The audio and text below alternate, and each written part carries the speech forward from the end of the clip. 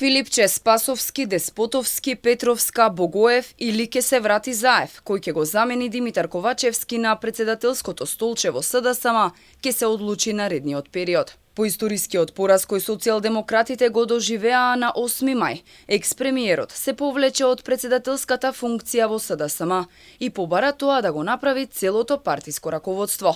Според него, партијата ќе морала да ги согледа грешките од минатите 7 години, но и да се реформира, а тоа можеле да го направат само луѓе кои немаат никаков багаж. Но дали тоа се овие 6 мина, чии имиња постојано кружат во јавноста како претенденти за таа позиција? Поранешниот министер за здравство кој има блиски релации со екс-премиерот Зоран Заев, подолго време се споменува како иден лидер на социјалдемократите.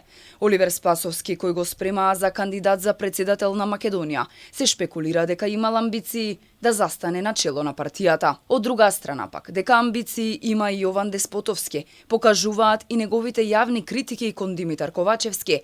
Тој веднаш по изборите повика што поскоро да се одржи конгрес за промена на лидерот на партијата, а денеска повторно реагираше дека оставката на Ковачевски била задоцнет, но правилен чекор. Министерката за одбрана Петровска и директорот на Царина Стефан Богоев веќе јавно ги искажаа своите амбиции за оваа позиција. Враќањето на Зоран Заев пак, кој поднесе оставка по поразот на локалните избори, се шпекулира веќе подолго време.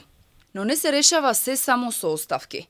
Потребен е ремонт. Првиот чекор во консолидацијата на СДСМ мора да биде обновување на идеолошката и вредносна матрица. Аналитичарите се децидни дека СДСМ требаше да ја научи лекцијата од локалните избори во 2021 година, бидејќи проблемите во партијата не се решаваат само со промена на лидер, туку со вистинско здружување и окрупнување на социјалдемократските вредности. Очекував они да се реформираат после цунамито што им се случи на локалните избори и да направат реформи со цел да ја зачуваат партијата. Веројатно не сакаа да го чујат тој глас. Најбитно е сега да сите тие што допринесоа да таа партија дојде на овие гранки во моментот, се исчисти од тие кадри, здружување и окрупнување преку изнаоѓање соработка со вистинските социјалдемократски вредности. По исходот од изборите, оставки од партиски функции во СДСМ